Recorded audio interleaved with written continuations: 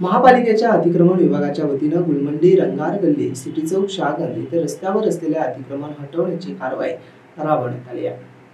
आयुक्त तथा प्रशासक जी श्रीकांत यांनी कमल तलावची पाहणी करताना टाउन हॉल ते सिटी क्लब रस्त्यावर असलेल्या रसवंती फळांची दुकाने यावर कारवाई करण्यास आदेश केले असताना सदर कारवाई सकाळी 11 वाजेपासून सुरू करण्यात आली आणि 2 वाजेपर्यंत संपवण्यात आली।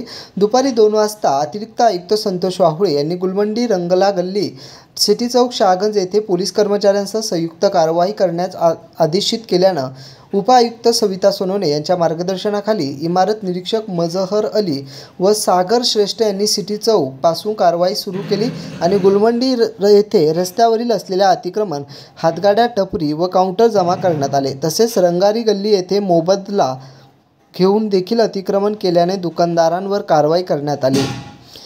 केलेल्या कारवाईमध्ये 2 लोखंडी टपरी, 4 हातगाड्या, एस टेबल, लोखंडी पलंग व 4 लोखंडी टेबल तसेच इतर किरकोळ साहित्य जमा करण्यात आले।